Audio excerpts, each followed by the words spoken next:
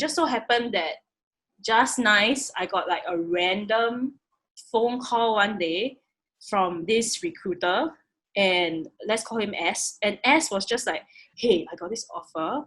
I can't tell you who it is. I can't tell you where, but yeah, it's a tech company. You know, I think it is good for you. Would you like to interview for this role? I was like, huh? You know, like, can you imagine somebody calling you and it's so like dubious and then saying blah blah blah blah. Like, what is this about? I've gotten this kind of call before. Really? Panic mode starts to set in. Just be like, what? Like, you trying to kidnap me? Yeah. Like, is this like a... I can't tell you about them. I can't tell you where the place. In fact, we'll have to blindfold you to take you to the place. You also have to resign your job now. yeah. Also must sign NDA, okay? Yeah. I went for an interview where I had to sign NDA before, and that's crazy.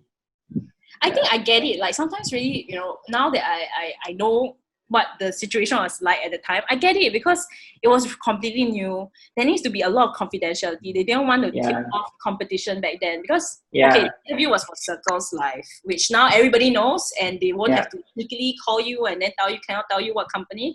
But back then, before launch, it was so secretive because because they would have been murdered, like it would have been nipped in the butt, right? By the powers that be. So I mean, we all know how it is. It's very competitive. It's a very competitive industry, right? Yeah. But for you, when you got there and started hearing, because at the time, obviously, no one has heard about them, you know. Yeah. So for you, what was your reaction? What made you want to take that plunge? Yeah. Back then, I just took a leap of faith. I said, okay, I'm going to this dodgy ass. Sorry, cut it out. No, we're keeping that in. So I'm going to this. So I'm going to this dodgy like building in Henderson with like weird toilets. You know, like when you walk out, you're like in an industrial building. And then I was like thinking, and there was no sign. The sign was just a piece of paper at the time, like with the name of the holding company back then. And I was like, okay, I'm sure it's safe.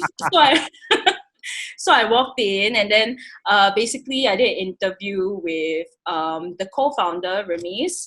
I think most people would know Ramesh from the news and all that, but in real life, he's a very personable person, and he's very driven by values and, you know, culture, and also wanting to build something greater that we will all be able to enjoy, like, you know, like something that is unbelievable. And so he was telling me about how this would change the entire telco industry. And that's something that, you know, when he spoke about it, I was so like, wow, I'm sold, man. It's like, I don't care about the job, you know, just give me the plan. Like, I don't really need the job. If you don't want to hire me, it's fine. But I want to be number one customer. I think, and that was the point that he said, okay, maybe this person is interesting. I don't know. So I was sold on the product, honestly. I don't think I would have accepted the job otherwise. So he Steve Jobs you, basically. You're like, Steve Jobs you, right?